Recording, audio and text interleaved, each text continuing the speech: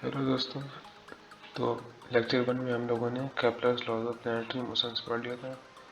Lecture 2 में हम लोग ऑर्बिट्स एंड ग्रेविटी के लेक्चर 2 में हम लोग न्यूटन्स लॉज ऑफ मोशन पढ़ने वाले हैं। ये आप लोग को लग रहा हो कि मैं कहाँ ये क्या पढ़ा रहा हूँ। तो अगले लेक्चर में जो आएगा वो न्यूटन्स के ग्रेविटेशनल लॉज होंगे और उसमें इस न्यूटन्स लॉज ऑफ मोशन के बेसिक्स का यूज़ होगा। तो इसलिए थोड़ा थोड़ा ऊपर ऊपर से हम लोग अभी पढ़ लेते हैं इस लेक्चर में न्यूटन्स लॉज ऑफ मोशन। अगले लेक्चर में न्यूटन्स के ग्रेविटेशनल लॉज को पढ़ेंगे। पहले क्विक रिवीजन कर लेते हैं केपलर्स के लॉज का। Kepler's first law, each planet moves around the sun in elliptical orbits with the sun at one focus of the ellipse. पिछले लेक्चर में मैंने बताया था कि इलिप्स कैसे, ऑर्बिट जो होती है वो इलिप्स कैसे आई थी ऑर्बिट। केपलर ने अपने मैथमेटिकल फॉर्मूले दिए थे जिससे पता लगा था कि ऑर्बिट्स होती हैं वो इलिप्टिकल फॉर्म की होती हैं। और ये केपलर का फर्स्ट लॉ था जिसमें से जो इलिप्स के दो फोकस होते हैं उसमें से किसी एक फोकस में सन होता है हमारा और कहीं सन नहीं हो सकता है। केपलर का second law, the straight line joining a planet and the sun sweeps out equal areas in space in equal interval of time। जो लाइन जो लाइन प्लैनेट को सन से कनेक्ट कर रही थी ना, वो लाइन इक्वल एरिया स्वीप कर रही थी। जब वो प्लैनेट सन के पास था तब भी और जब प्लैनेट सन के दूर था तब भी इक्वल एरिया स्वीप करती है। अगर आपको अभी कम अच्छे से समझ में आ रहा हो तो मेरा पिछला वीडियो देख लीजिएगा, उसमें डिटेल में समझाया है अच्छे से पूरा केपलर्स के लॉस को और ऑर्बिट्स कैसे बनी थी सबको समझाया है। केपलर का थर्ड लॉ जो है, the square of planets orbital time period का जो स्क्वायर होता है वो डायरेक्टली प्रोपोर्शनल होता है सेमी मेजर एक्सिस के क्यूब के। ये मैंने पिछले वीडियो में बताया था आपको। केपलर के तीनों लॉ अच्छे से, पूरा लेक्चर उसी के पे बेस्ड था। Kepler three laws provide a nice symmetric understanding. जो केपलर के तीनों लॉज थे वो काफ़ी अच्छे थे, लेकिन देखो भाई दिक्कत क्या हो गई। केपलर जो थे वो कोई साइंटिस्ट थे नहीं, वो एक मैथमेटिशियन थे। तो ऑब्जर्वेशंस की थी टाइको ब्राहे सर ने, उस ऑब्जर्वेशन के मैथमेटिकल फॉर्मूले दिए थे केपलर सर ने। तो 1601 में टाइको ब्राहे सर की डेथ हो गई थी। उसके बाद इतनी अच्छी ऑब्जर्वेशंस हो नहीं पाई थी। तो इनके जो फॉर्मूले वगैरह हैं ये एक थ्योरेटिकल पार्ट तो कर देते हैं लेकिन प्रैक्टिकल इतना अच्छे से प्रूफ नहीं दे पाए थे केपलर के लॉस। और उसी को प्रैक्टिकल दिखाने के लिए और केपलर के लॉस को और इम्प्रूव करने के लिए और इम्प्रूव किया सर आइजैक न्यूटन ने अपने आगे आने वाले, जो सर आइजैक न्यूटन ने अपने लॉस दिए थे उसमें से। अभी हम लोग थोड़ा सर आइजैक न्यूटन के बारे में पढ़ लेते हैं। Formed a conceptual framework that completely explained the observations and rules assembled by Galileo, Brahe, Kepler and others। जैसा कि मैंने बताया अभी, जो ये आइजैक न्यूटन सर थे, इन्होंने पिछले जितने भी साइंटिस्ट थे उनके जो जो भी उन्होंने डिस्कवरीज की थी, गैलीलियो हो गए, ब्राहे हो गए, कपलर हो गए, जो इन्होंने मैथमेटिकल फॉर्मूले दिए थे कपलर ने, इन सबको एक साथ रखा और अंडरस्टैंडिंग ली और उससे एक नए रूल्स बना के दिए जो प्रैक्टिकली काफ़ी सही लग रहे थे, जिससे हम लोग प्रैक्टिकल कुछ समझ पा रहे थे। इनका जन्म इंग्लैंड में हुआ था और जिस ईयर गैलीलियो सर की डेथ हुई थी उसके जस्ट एक ईयर बाद इनका जन्म हुआ था। Against the advice of his mother, ये काफ़ी इंटरेस्टिंग है, यहाँ पर कॉन्ट्रास्टिंग है कि इनकी जो मदर थी वो चाहती थी कि ये फार्म में काम करें और पैसे कमाएं, लेकिन इनका पढ़ाई में ज़्यादा मन था इसलिए इन्होंने ट्रिनिटी कॉलेज कैम्ब्रिज में एडमिशन करवा लिया था, जहाँ पर इन्होंने अपनी आगे की कॉलेज की डिग्री पूरी की थी। 8 ईयर्स बाद, इसके कॉलेज ज्वाइन करने के 8 ईयर्स बाद ही was appointed as professor of mathematics. ये इन्हें प्रोफेसर ऑफ मैथमेटिक्स अपॉइंट कर दिया गया था। Newton's laws of motion. अब हम लोग न्यूटन्स के लॉज ऑफ मोशन पे आते हैं। ये यहाँ से मेन टॉपिक शुरू हुआ है अपना। At the very beginning of the book principia, ये एक बुक है, बुक का नाम है Newton proposes 3 laws that would govern the motions of all object. Newton ने 3 लॉज दिए थे अपने। देखो भाई, जो न्यूटन ने ग्रेविटेशनल लॉज दिए थे ना, उसके पहले न्यूटन ने अपने तीनों लॉज दिए थे। उसके इन तीनों लॉज को देने से पहले न्यूटन ने कैलकुलस दी थी। तो कैलकुलस तो आपको ज़्यादा नहीं पढ़नी है अभी, तो मैथ में आ गई है, लेकिन न्यूटन्स के तीनों लॉ अभी पढ़ने हैं। उसके बाद ही हम लोग अच्छे से अंडरस्टैंडिंग ले पाएंगे न्यूटन्स की ग्रेविटेशनल लॉज की। Newton's first law, every object will continue to be in its state of rest और uniform motion unless a net external force is applied। अगर कोई ऑब्जेक्ट आपके सामने चल रहा है कांस्टेंट वेलोसिटी से चल रहा है, अगर आप उसमें फोर्स नहीं लगाते या कोई एक्सटर्नल फोर्स नहीं लगता तो वो ऑब्जेक्ट वैसे ही चलता रहेगा, कोई उसको वो अपने आप रुकेगा नहीं। और वैसे ही अगर कोई ऑब्जेक्ट रेस्ट में रखा हुआ है, कोई बॉक्स अगर रखा हुआ है, तो जब तक आप उसमें फोर्स लगाओगे नहीं तो वो अपने आप चलेगा नहीं। यही है बस न्यूटन्स का first law. Newton's second law, इन तीनों लॉस को और अच्छे से आके हम लोग पढ़ने वाले हैं। अभी हम लोग ओवरव्यू टाइप देख रहे हैं, जिससे कि एक समझ मिलती रहे, लॉजिक बनता रहे अपना। Newton's second law, the change of motion of a body is proportional to and in the direction of force acting on it. मतलब जो मोशन में चेंज होता है वो प्रोपोर्शनल होता है फोर्स के, और फोर्स की डायरेक्शन में होता है। मतलब कि जिस हिसाब से फोर्स बढ़ता है और घटता है उसी हिसाब से जो मोशन होता है उसमें चेंज होता है। अगर आप फोर्स ज़्यादा तेज लगाओगे तो वेलोसिटी, कोई ऑब्जेक्ट रेस्ट में फोर्स लगाओगे तो मोशन में आ जाएगा, और तेज और ज़्यादा फोर्स लगाओगे तो और स्पीड में मोशन करेगा, एक्सेलरेशन आ जाएगी। इसके बाद फोर्स अपोजिट डायरेक्शन में लगाओगे तो रुकने लगेगा, धीमा होने लगेगा वो। तो डायरेक्टली प्रोपोर्शनल होता है और फोर्स की डायरेक्शन में होता है चेंज इन मोशन। अभी आगे पढ़ेंगे अच्छे से हम लोग न्यूटन्स के third law, for every action there is an equal and opposite reaction. बहुत ही अच्छा सा लॉ है, बहुत कंफ्यूजन भी होती है इसमें एक्शन रिएक्शन पेयर ढूंढने में, वो आज क्लियर हो जाने वाली है। जो for every action there is equal and opposite reaction, कोई भी यूनिवर्स में कोई भी ऐसा फोर्स नहीं है जो अकेला लग पाए, यानी कि उसका कपलिंग फोर्स होता है। अगर आप किसी दीवार पे धक्का लगाओगे तो दीवार आप में के हाथ में भी उतना ही फोर्स लगाती है, कुछ भी हो कहीं पर भी हो। अभी आगे पता चलेगा कि जैसे आप खड़े हो ज़मीन पे, तो ज़मीन पे आप खड़े हो तो आप ज़मीन के ऊपर एक फोर्स लगा रहे हो, ग्रेविटेशनल फोर्स, और ज़मीन अर्थ अर्थ भी आपके अर्थ के सेंटर से भी आपके ऊपर एक ग्रेविटेशनल फोर्स लगा रहा है, और आप अर्थ के सेंटर से भी एक ग्रेविटेशनल फोर्स लगा रहे हो। दोनों फोर्स दोनों डायरेक्शन में फोर्स लगते हैं। और जो एक्शन रिएक्शन पेयर होता है, ये नोट करने वाली बात है कि these action reaction forces are of same type, अलग अलग टाइप के नहीं होते। ऐसा नहीं हो सकता कि एक फोर्स ग्रेविटेशनल हो तो दूसरा इलेक्ट्रोस्टैटिक हो, एक फ्रिक्शन फोर्स हो तो दूसरा ग्रेविटेशनल फोर्स हो। ऐसे एक्शन रिएक्शन पेयर नहीं हो सकते, बिल्कुल सेम टाइप के होने चाहिए, बहुत इंपॉर्टेंट है। And act on different object, अगर ये दो बातें आपको पता है तो फिर अभी कभी आपको कन्फ्यूजन नहीं होने वाली। सेम टाइप के होते हैं और डिफरेंट ऑब्जेक्ट्स भी लगते हैं एक्शन रिएक्शन फोर्सेस। अभी आगे मैं एग्जांपल दूंगा अच्छे से। अब कुछ इंटरप्रिटेशंस निकालते हैं न्यूटन्स के लॉज की। Newton's first law is the restatement of Galileo's discovery is called conservation of momentum. Galileo sir ने डिस्कवर किया था कंजर्वेशन ऑफ मोमेंटम। इसका फिगर मैंने नहीं लगाया अभी, ये पता नहीं ट्रायंगल कहाँ से आ गया, चलो कोई बात नहीं, उसका फिगर नहीं लगाया। आपने देखा होगा कि अभी मैं बताता हूँ, इस तरह से कुछ होता है।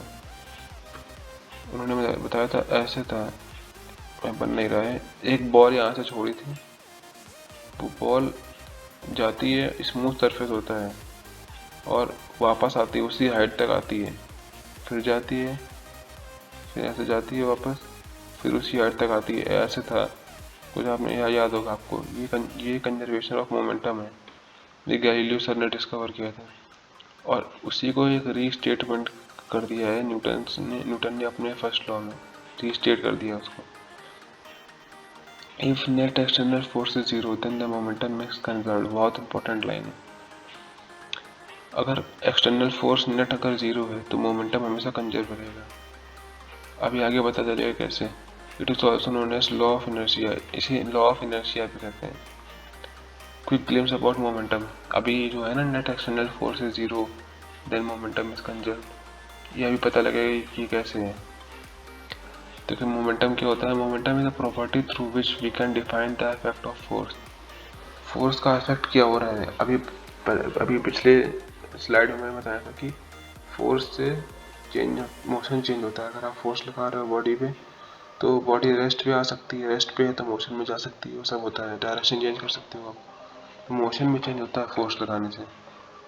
और मोमेंटम वही प्रॉपर्टी है कि किस हिसाब से फोर्स चेंज होगा। मोमेंटम का फॉर्मूला होता है mass into velocity. Change in momentum जो होता है, change in momentum upon time कर देंगे तो net force acting on the object आ जाएगा। ये बिल्कुल बेसिक सा फॉर्मूला होता है फोर्स का फॉर्मूला होता है डेल्टा पी बाई टाइम, या D P by D T भी कह सकते हो आप।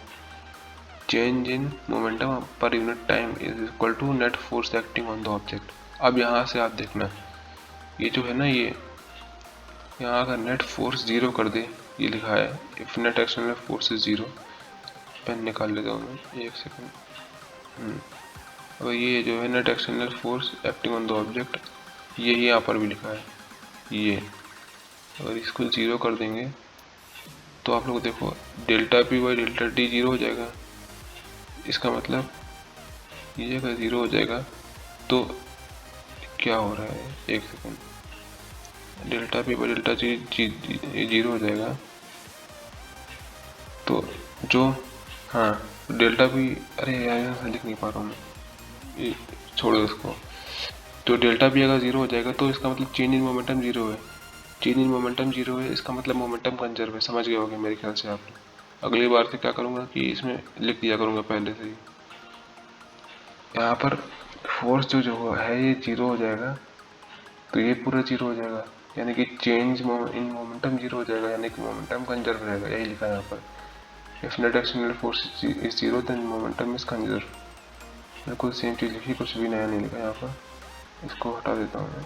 हाँ, अब ये देखिए, अब फोर्स क्या होता है। अब पुश और पुल है and its magnitude and direction. Force सिर्फ एक पुश है या पुल है, और इसके पास मैग्नीट्यूड और डायरेक्शन ये होता है। बहुत ही बेसिक चीज़ सबको पता होगी। Force applied, momentum changes in the direction of force applied. अगर आप फोर्स अप्लाई करेंगे तो मोमेंटम चेंज होगा उस डायरेक्शन जिस डायरेक्शन में फोर्स अप्लाई किया गया। अभी यहाँ पर दिखाया था मैंने ये, हाँ, Newton second law, the change of motion of body is proportional to and in the direction of force. बिल्कुल वही चीज़ है ये, momentum changes in the direction of force. यही तो है चेंज इन मोमेंटम, फोर्स के डायरेक्शन में होगा अगर फोर्स अप्लाई किया गया है तो। Force applied is directly proportional to the acceleration of the object. F equal to M में होता है, मास कांस्टेंट होता है। कुछ केसेस में नहीं होता है, वो बाद में डिस्कस करेंगे हम लोग। या वैसे होता ही जनरली मास कांस्टेंट, तो डायरेक्टली प्रोपोर्शनल टू ए होता है, ये सबको पता है। आगे आते हैं, every action has an equal but opposite reaction. ये थर्ड लॉ है, ये इंटरप्रिटेशन चल रही है अभी, ठीक है, उसी के अंदर की बात है।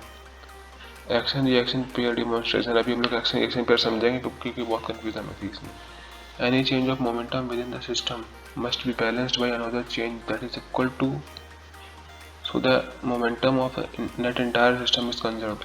अगर एक सिस्टम है, उस सिस्टम में एक्सटर्नल फोर्स जीरो है, यानी कि बाहर से कोई फोर्स लग ही नहीं रहा है, तो उस सिस्टम के अंदर अंदर हमारे दो पार्टिकल्स हैं, तो एक पार्टिकल दूसरे पे जितना फोर्स लगाएगा उतना ही फोर्स दूसरा पार्टिकल पहले पे लगाएगा, जिससे कि इनिशियल जो स्टेट था और फाइनल जो स्टेट है वो सेम रहे। यानी कि अगर इनिशियल मोमेंटम जो था और फाइनल मोमेंटम जो है वो दोनों सेम होने चाहिए।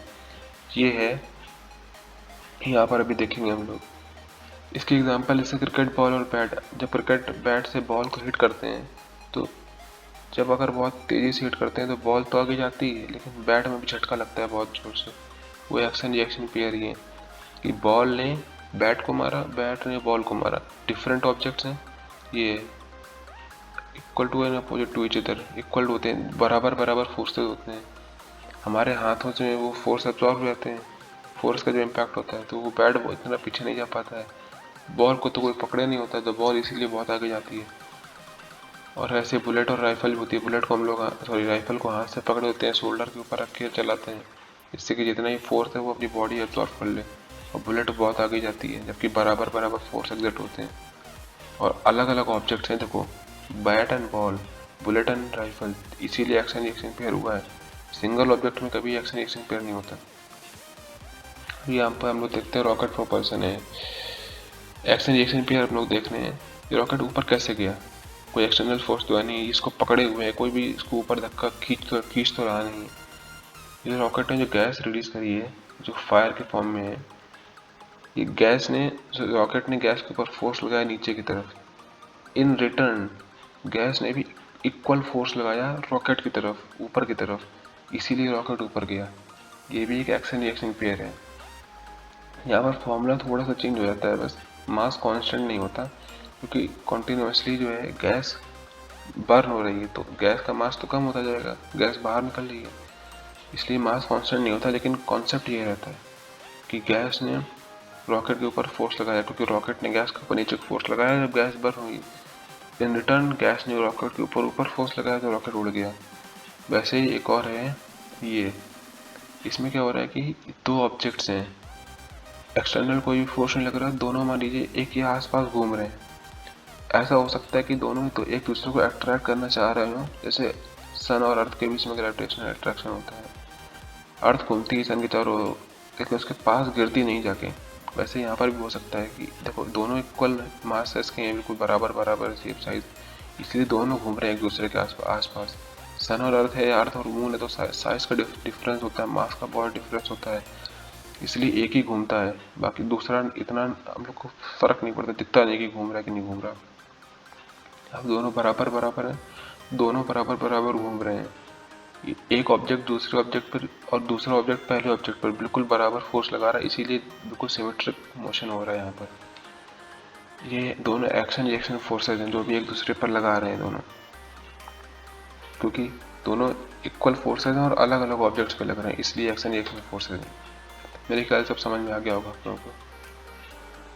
थोड़ा सा कौन फालतू की बात है तो बिल्कुल, मास वॉल्यूम डेंसिटी सबको पता होता है, लेकिन लिखा तो चलो कर देते हैं। मास क्या होता है? The measure of amount of matter, mass कहते हैं। The measure of physical space occupied by object, volume कहते हैं। थोड़ा सा इसमें कन्फ्यूजन होता है कभी लोगों को। एक मान लीजिए एक कटोरा है, उस कटोरे में कितना पानी भर सकते हो आप, ये उसका वॉल्यूम है। लेकिन वो कटोरी जिस मेटल से बना है उस मेटल का कितना मास है, कितनी क्वांटिटी उस मेटल की यूज़ हुई है, कितना उसका मास है, वेट है, वो होता है उसका मास। समझ रहे हैं ना आप? क्योंकि कई बार होता है कि हम लोग क्या करते हैं कि एक सॉलिड ऑब्जेक्ट सोचते हैं दिमाग में कि सॉलिड बॉल है, बिल्कुल ठोस है बॉल, अंदर तक भरा हुआ है इसमें मेटल, उसमें वॉल्यूम और मास को में लोग कंफ्यूज हो जाते हैं कि वॉल्यूम और मास क्या है, दोनों सेम तो नहीं कहीं पर।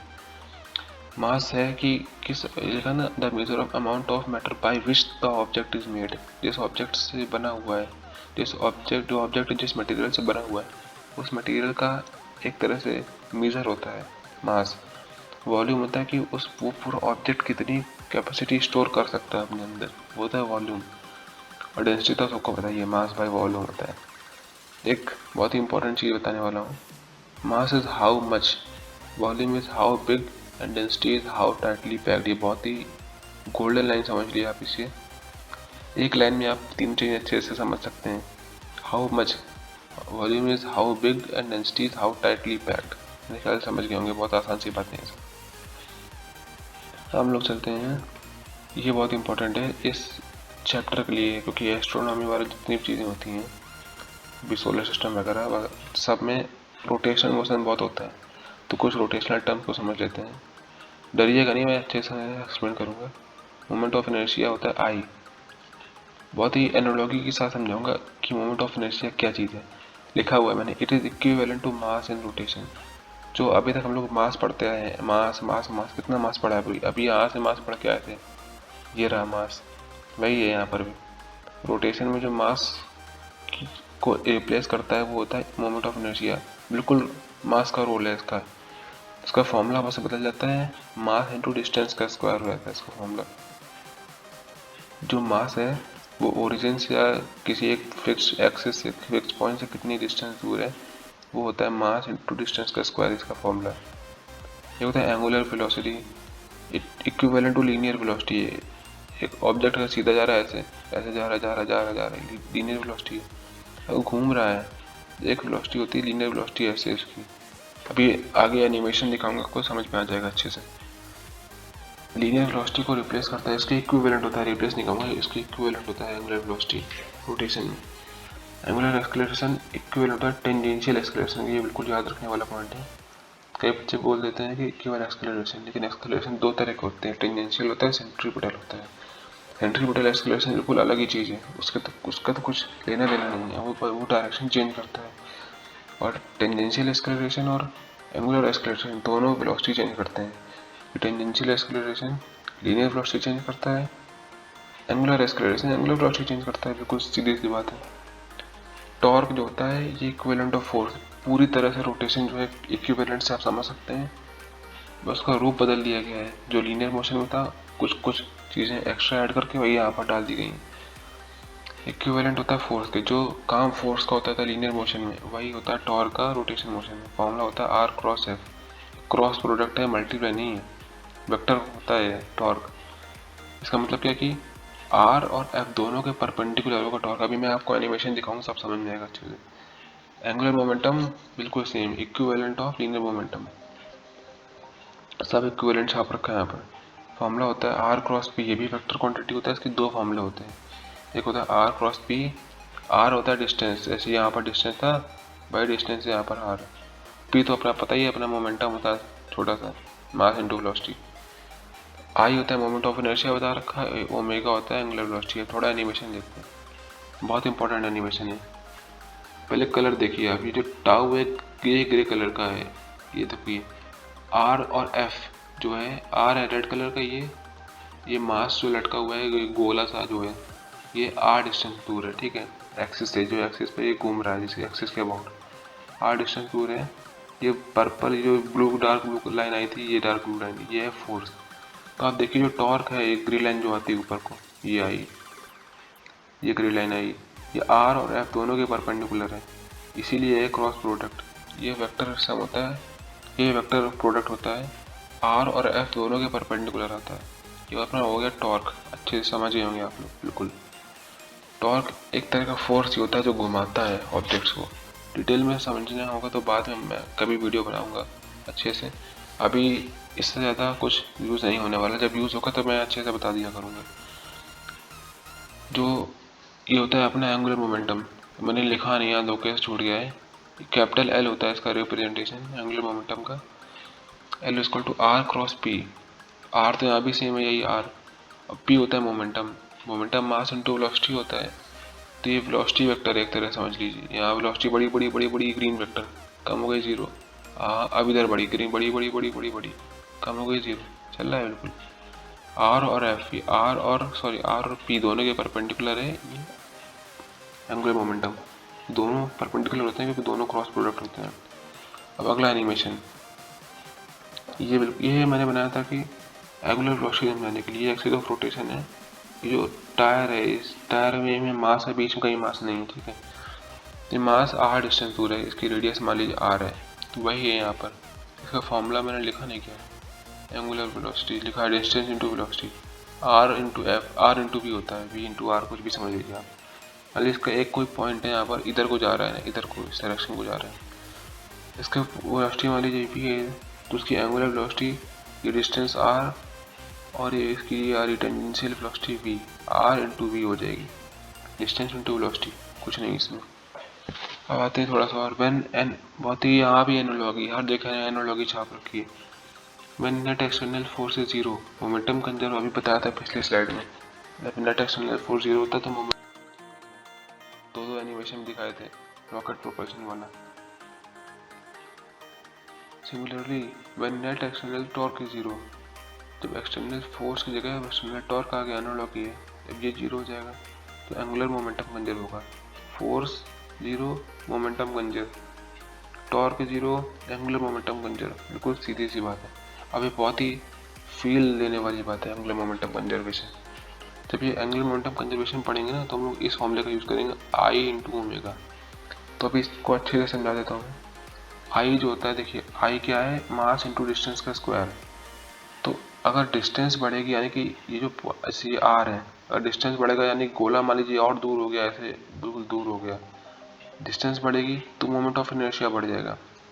इसको आप ऐसे से समझिए, अगर आपके हाथ में कोई डंबल है, डंबल छोड़िए, कोई गिट्टी है, पत्थर है, उसको आपने धागे से बांध रखा है, जब आप उसको गोल गोल घुमाते हैं तो आप, जब लेंथ धागे की छोटी होती है तो आप बड़ी आसानी से घुमा लेते हैं।